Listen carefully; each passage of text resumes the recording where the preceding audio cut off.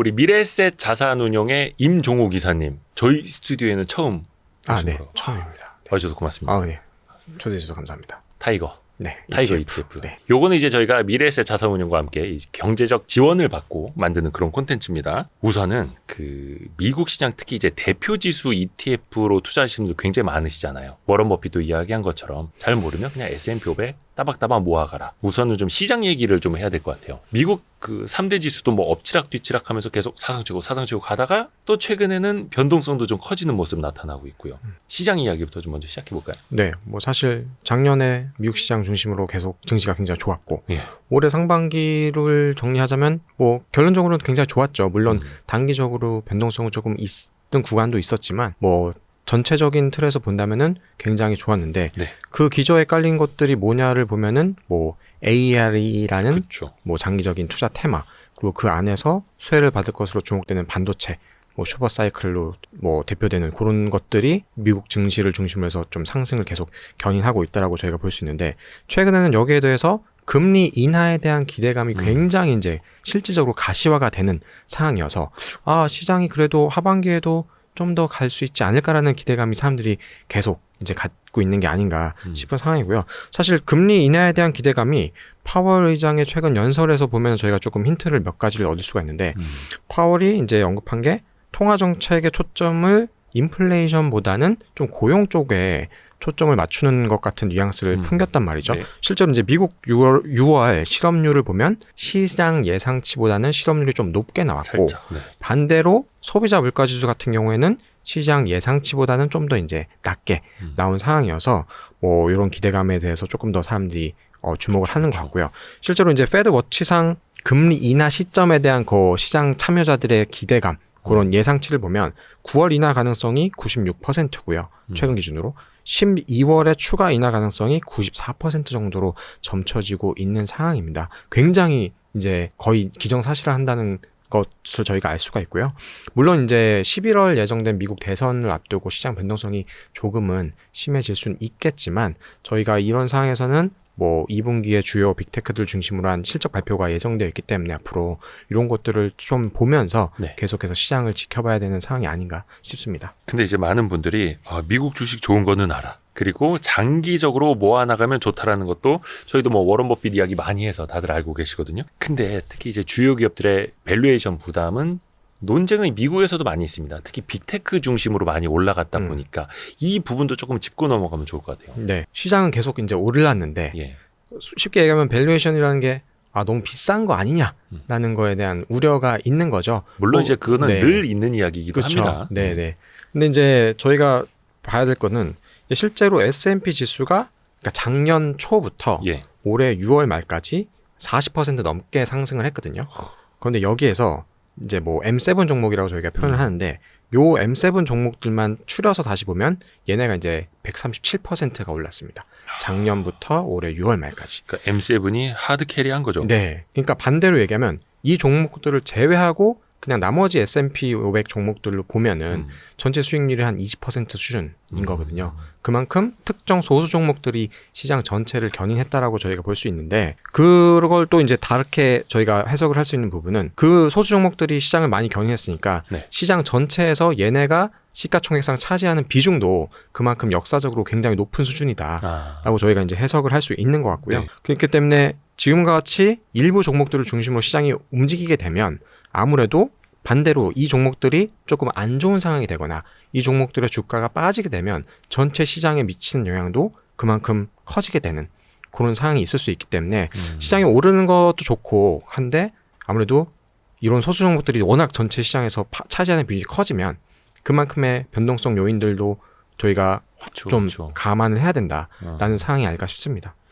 그래서 특히 몇 가지 종목 위주로 집중 투자를 원하시는 분들은 뭐 탑 몇 뭐 이런 ETF 많이 있으니까 그런 걸 또 주목을 하시는 거고 또 반대로 성향상 나 그게 너무 좀 불편하다, 부담스럽다 이러시는 분들도 있을 거란 말이죠. 네. 그런 분들을 위한 팁은 없을까요? 사실 이제 소수 종목에 대한 투자가 의미는 분명히 있고요. 왜냐면은 뭐 단순히 시가총액 비중이 높은 기업들이 좋다라는 개념은 아니고 네. 그들이 좋았던 이유들을 살펴보면 분명히 이제 기술 경쟁력이 있고 시장에서 뭐 AI라는 투자 테마에 수혜를 받을 종목들, 미국 빅테크들이 대부분 이제 시가총액이 크기 때문에 그렇죠. 그를 중심으로 이제 시장이 올랐던 것은 분명한데요. 근데 이제 아까도 이제 밸류에이션 부분을 말씀 주셨는데 네. 그럼에도 불구하고 워낙 많이 올랐기 때문에 가격적인 부담은 분명히 있는 상황이란 말이죠. 그러면 저희가 여기에서 좀 다르게 생각해서 볼 부분은 뭐 미국 시장이라는 부분에 대해서 투자는 해야겠는데 뭐 시장 변동성에 대응하더라도 위험 자산에 대한 포지션을 저희가 아예 지울 수는 없으니까 그러니까 위험 자산에서 주식에 대한 포지션 그 중에서 가장 대표적인 투자 대상 자산인 미국 시장을 네. 어쨌든 무조건 가지고 가야 되는 부분은 맞는데 이런 부분들이 부담스럽다면 이런 좀 대형주에 대한 비중을 살짝 좀 낮춘 상품 혹은 지수 인덱스에 대한 투자도 고려해 보시면 좋을 타이밍이 이제 좀 오고 있다. 조금 더 분산이 된. 네네. 골고루 분산이 된. 네네. 맞습니다. 그래서 오늘 제가 이제 사실 출연한 목적이긴 합니다만 네네네. 그 타이거 미국 S&P 500 동일 가중 ETF라는 것이 이제 7월 23일 날 상장을 하게 됩니다. 그래서 요 상품이 상장명 그대로 S&P 500개 종목에 동일한 비중으로 투자를 하게 되는 상품이거든요. 그러니까 흔히 우리가 알고 있는 미국 S&P 500 지수라 함은 시가총액 가중 방식입니다. 네. 그러니까 시가총액상 비중이 큰 애들을 많이 편입하게 되고 자동적으로 당연히 이제 시가총액 비중이 낮은 애들은 지수에서 편입 비중이 낮아질 수밖에 없겠죠. 비중만큼 어떻게 보면 그게 일반적이죠. 그렇죠. 예. 그리고 어떻게 보면 시장이 이렇게 올라갈 때는 뭐 시가총액 비중이 높은 애들을 많이 포함하고 있으니까 그만큼 수익률도 많이 날 수밖에 없는 구조이긴 한데 동일 가중은 그냥 이런 거를 다 무시하고 그냥 기계적으로 무조건 동일한 비중으로 그러니까 모든 종목을 0.2%씩 편입을 하게 되는 거죠.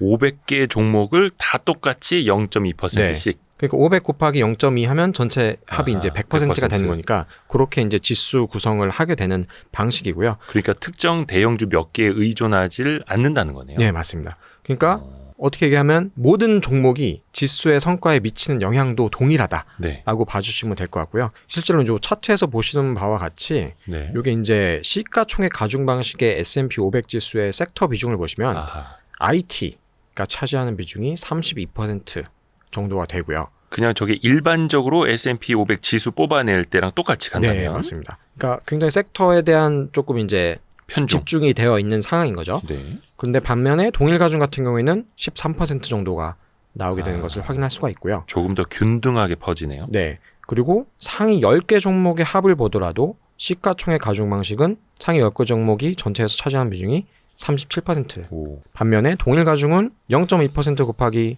10이 되니까 네네네. 2%가량 되게 되는. 그러니까 섹터에 대한 분산, 종목 개별 종목에 대한 분산이 동일 가중은 아무래도 시가총액 가중 방식보다는 훨씬 더 이제 아하. 그렇게 되게 되는 거고요. 그래서 뭐 S&P 투자에 대한 것은 S&P 500에 대한 투자는 가져가야겠는데 이런 현재 상황에서 소주 종목의 조금 쏠림 현상에 대해서 부담스럽다면 그러네요. 이런 동일 가중 방식도 좋은 대안이 될 수 있지 않을까 하는 생각으로 저희가 이 상품을 구성했다고 보시면 될 것 같습니다. 버핏이 이야기한 것처럼 그냥 S&P 500에 투자한다는 것 자체가 미국에 투자한다라는 의미이기도 하잖아요. 그런데 쏠림은 싫다. 조금 더 균등하게 투자하고 싶다. 이럴 때 이제 적합한 거고. 근데 또 어떤 분들은 그런 생각하실 수 있을 것 같아요. 오히려 그 빅테크 기업들의 비중이 좀 적어지면 아무래도 그들 위주로 올라갈 때 수익률이 조금 떨어지진 않을까? 네. 라는 생각이 들 수도 있겠고요. 소수 종목에 대한 쏠림 완화 말고 또 다른 장점이 있다면 어떤 게 있을까요?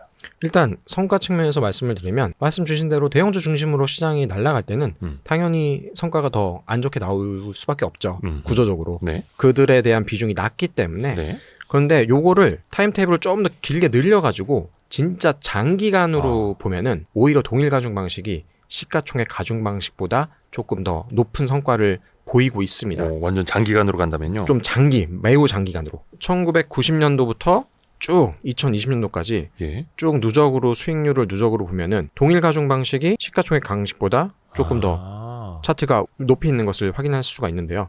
왜 저런 거예요, 저거는? 그 이유가 이게 동일 가중 방식이기 때문에 매 분기 리밸런싱을 할 때마다 오른 종목은 팔아서 이제 비중 낮추고 종목 이제 비중 낮은 종목은 또 이제 추가로 편입해가지고 좀 싸게 사고 그걸 리밸런싱을 계속 기계적으로 하는 거죠. 그러다 보니까 요 리밸런싱 효과에 따라서 장기적으로 보면 좀 수익률이 우상향해서 좋게 나오는 이런 양호한 성과로 나오게 되고요. 요거를 이제 단순하게 전체 구간 말고 연도별로 끊어서 시가총액 방식과 동일 가중 방식을 비교하더라도 물론 시가총액 가중 방식이 좋았던 연도도 있긴 하나 연도로 쫙쫙쫙 보면은 동일 가중 방식이 더 아웃퍼폼했던 해가 많습니다. 이제 여기 주황색으로 보여주시는 부분이 저 동일 가중 위로 지수가 튀어 올라가 그쵸, 있는 그쵸. 부분이에요. 왼쪽 초과 차트에서. 성과를 나타내는 건데 시가총액 가중 방식보다 동일 가중 방식이 조금 더 아웃퍼폼했던 구간이 그 연도별 횟수가 더 많다라는 것을 확인할 수가 있고요. 근데 이게 비단 미국 시장 하나만 해당하는 것은 아니고요. 예. 뭐 유럽이든 뭐 일부 선진국에서도 비슷한 현상이 나타나고 있어서 여기 오른쪽 하단 보시는 것과 같이 뭐 일본이나 호주의 예를 보더라도 동일 가중 방식이 조금 더 장기적으로 보면 예, 높은 성과를 보이는 것을 확인할 수가 있고 여기에서도 역시 그 이유는 리밸런싱 효과다. 일종의 많이 오른 것들이 이제 차익 실현이 되는 계속해서 효과도 이제 기계적으로 하다 보니까 이게 뭐 어느 타이밍이 지금 팔 때고 살 때고 요거 사실 뭐 사람이 맞추기는 힘들지만 그쵸. 지수이기 때문에 정해진 분기별로 혹은 뭐 지수별로 좀 다른 그 정해진 기간에 따라서 그냥 기계적으로 리밸런싱을 하는 거죠. 그냥 원칙대로. 네네네. 그러니까 많은 분들이 아마 동일 가중 방식 좀 생소하실 텐데 이제는 조금 이제 설명이 되셨을 것 같습니다. 이해가 되셨을 것 같습니다. 근데 이게 또 중요한 게 앞에서 뭐 한 30년치의 움직임을 이제 차트로 비교해서 장기 성과 추이를 비교를 해주셨는데 누구나 그런 생각을 합니다. 장기적으로 모아가야지. 네네. 이거 이제 연금 펀드 같은 데 넣어가지고 장기적으로 가져가지. IRP에 넣어서. 근데 이제 진입 시점도 되게 중요하잖아요. 맞습니다. 근데 앞에서도 2024년 이제 하반기 뭐 연말로 갈수록 미국에서도 금리 인하 시점이 가까워지고 있고 그러면 지금 시점에서 보면은 금리 인하랑 동일 가중 방식의 상관관계 좀 어때요? 사실 이제 저도 1990년도부터 예. 최근까지로 보면 이게 너무 기니까 뭐 그렇게 길게 봤을 때 좋다는 게 실제 투자자분들이 느끼시기에 잘 체감이 안 되죠. 그렇죠. 이게 더 좋은 건가라고 체감하기 뭐 좀 어렵잖아요. 장기 성과 사실은. 좋은 건 알겠는데 네. 지금은 그래서 어떻게 해야 돼? 이거죠 네. 결국은. 그 이제 장기 성과라는 게 거치식을 기준으로 해서 수익률을 책정한 거다 보니까 아하. 대부분은 이제 뭐 적립식이거나 투자 시점이 또 분산이 되다 그쵸, 보니 그 수익률도 살짝 이제 희석이 될 수밖에 없으니까 네네네. 그런 거에 대한 약간 이제 덜 와닿는 음. 거가 있을 것 같은데 여기서 저희가 또 주목할 것은 말씀하셨다시피 지금 이제 금리 인하에 대한 기대감이 높아지는 시점이라고 말씀드렸잖아요. 네. 근데 일반적으로 금리 인하 시점에는 중소형주들이 음. 대형주보다는 조금 이제 수혜를 받는 모습들을 많이 보여왔습니다. 아하. 왜냐하면은 일반적으로 중소형주는 경기나 금리 이런 거에 대해서 대형주보다 더 영향을 많이 받거든요. 그죠. 아무래도 차입도 많고. 네. 그러다 보니까 최근 뭐 1, 2년 구간을 보면은 중소형주가 부진했던 이유도 사실 그런 이유들 때문에 금리가 워낙 높았고 경기 좀 안 좋았던 부분 때문에 상대적으로 성과가 안 좋았단 말이죠. 근데 금리 인하가 본격화되게 되면 아무래도 그동안 조금 억눌려왔던 중소형주를 중심으로 해서 아웃퍼폼할 가능성이 높지 않을까라고 저희가 기대할 수 있는 차원에서 네.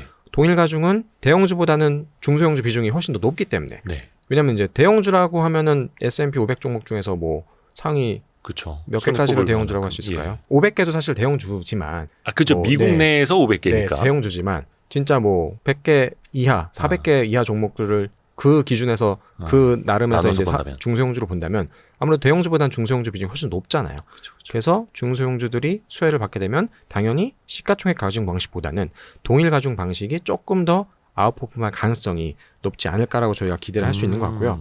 두 번째 포인트는 이제 계속 저희가 이제 비슷한 말씀을 드리고 있는데 대형주를 중심으로 해서 시장을 계속 견인했단 말이죠. 네. 그러니까 동일 가중의 수익률이 사실은 지금 굉장히 역사적으로 낮은 수준입니다. 한쪽에 기존에 많이 쏠려 있었어서. 네. 예. 대형주를 중심으로 해서 지수를 견인했기 때문에 중소형주들의 수익률이 사실은 좀 덜 올랐던 거고요. 그런데 그렇기 때문에 이제 지금과 같이 금리 인하에 대한 기대감이 있는 상황에서는 이런 거에 대한 조금 저희가 앞으로 저 중소형주 중심으로 해서 올라가면 긍정적인 모습들을 기대할 수 있을 것 같고 과거에도 보면은 네. 금리 인하 시기 이후 1년 성과를 비교해 놓은 표가 있거든요. 예. 그래서 뭐 2000년대 초반 닷컴 버블부터 해가지고 2007, 2008년 뭐 금융위기 그 가까운 예시로는 팬데믹이라는 이벤트 그러니까 금리 인하를 시작한 이후에 그 최근 1년 동안의 성과를 보면 시가총액 가중 방식보다는 동일 가중의 성과가 조금 더 높게 나온 것을 확인할 수가 있고 야. 물론 2007년에는 절대 수치 자체는 마이너스였지만 시가총액 가중 방식보다는 좀 덜 빠진 모습을 또 보였단 말이죠. 아하. 그래서 이제 하반기에 금리 인하가 본격화된다면 아무래도 대형주보다는 중소형주 비중이 상대적으로 높은 동일 가중에 대한 성과가 조금 아웃퍼폼할 가능성을 저희가 염두에 둔다면 이런 부분도 예 미국 시장에 대한 투자를 염두에 두신다면 음. 시가총액 방식도 물론 의미가 있는데 요 동일 가중도 일부 같이 섞어서 투자를 하게 된다면 조금 더 전체 포트폴리오의 변동성을 아하. 관리할 수 있는 차원에서 도움이 되지 않을까 싶습니다. 포트폴리오 관리 차원에서도 네. 도움이 되고 또 궁금한 게 그 동일 그 가중 방식의 ETF가 저도 약간 좀 낯설기도 하거든요. 특히 이제 S&P 500을 기준으로 국내 상장된 동일 가중 방식의 ETF는 이게 처음인 거예요? 아, 예, 맞습니다. 국내에서만 처음이 아니고요. 아시아에서도 저희가 그래요? 이제 타이거 ETF가 처음으로 상장을 하게 됐는데요. 그러면 이제 미국에서나 자금 유입 정도로 봤을 때는 어때요? 이 동일 가중 방식이? 그래서 작년에 미국 시장에서 자금 유입 상위 종목들을 이렇게 순위를 보면은 네. 1위부터 3위까지가 S&P 500과 관련된 그냥 일반 ETF. S&P 500. 네네. 그리고 4위가 이제 뱅가드 토탈 스톡 마켓이라고 전부 미국 다 사는 상장 주식 전체 사는 거. 다 사는 거. 그리고 5위가 이제 요 동일 가중 방식 ETF거든요. 그러니까 그만큼 미국 시장에서도 요런 시장 쏠림에 대한 좀 우려 이런 분산이 것 때문에 필요하다. 예, 요런 ETF, 이호 ETF로 조금 자금이 몰린 거라고 저희가 해석을 하고 있고요.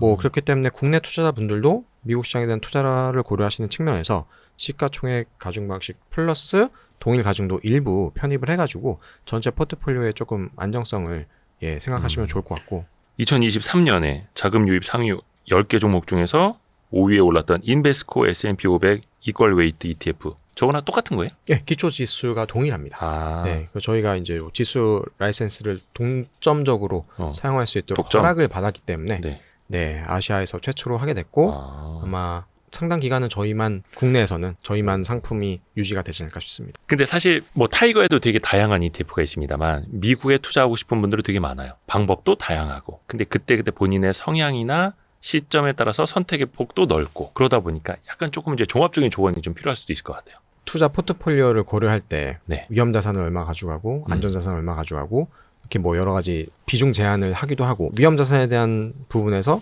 어떤 투자 테마 혹은 시장 대표 지수 뭐 상품에 대한 제한도 많이 드리는데요. 예. 뭐 시장이 아무리 변동성이 높고 어렵더라도 사실 위험 자산에 대한 투자를 아예 안 하는 거는 고려할 수는 없잖아요. 어쨌든 사실 뭐 주식 네. 투자하는 사람들에게는 격언처럼 늘 네. 시장에 머물러라 네. 예, 이런 말도 있으니까요. 그렇기 때문에 어쨌든 뭐 지금 시장이 뭐 안 좋다는 의미는 아니고 음. 뭐 상당 부분 좋을 것으로 기대가 되지만 어쨌든 변동성이 어느 정도 갈 것으로 예상되는 상황인데 주식 투자에 대한 포지션을 유지한다는 차원에서 그 중에서 또 우선적으로 고려해야 할 부분은 미국 투자를 미국이죠. 아무래도 빼놓을 생각할 수가 수밖에 없으니. 없는데 기존에는 저희가 이제 시가총액 가중 방식만 생각을 할 수밖에 없었죠. 거의 상품도 부재했었고 여계 ETF면 그게 있었으니까. 그랬죠. 근데 이제는 국내 투자에서도 이런 방식, 동일 가중 방식을 활용할 수가 있기 때문에 이제 시가총액 가중 방식을 다 던져버리고 동일 가중만 하세요라는 의미가 절대로 아니고요. 시가총액 방식도 물론 의미가 있죠. 아하. 예, 주도주를 중심으로 해서 시장을 견인하는 그런 대형주에 아무래도 투자를 하는 측면에서는 당연히 의미가 있는데 아무래도 동일 가중이 가지고 있는 또 이제 장점들이 있으니까 앞서 설명드린 대로 특정 종목에 대한 쏠림, 업종에 대한 쏠림이 없는 종목이어서 장기간으로 보면 이런 상품들이 또 수익률이 높은 모습을 보였기 때문에 일부 같이 좀 뭐 7대3 정도 비율로 활용하게 된다면 뭐 괜찮은 솔루션이 되지 않을까. 균형 안에서도 또 균형을 맞추는 전략으로. 이게 사실 많은 분들이 지금 이제 미국 주식이 훨씬 더 좋다라는 것도 피부에 많이 이제 느끼시고 있고. 근데 미국 주식은 좋지만 그 쏠림은 너무 무서워요. 쏠림은 너무 싫어요라고 하는 분들한테는 오히려 또 적합할 수도 있겠네요. 저도 이제 생소했습니다만 미국 S&P 500 동일 가중 방식의 ETF 또 좋은 거 하나 배웠습니다. 네. 타이거 ETF 미래에셋 자산운용의 임종우 기사님이었습니다. 고맙습니다. 네, 감사합니다. 감사합니다.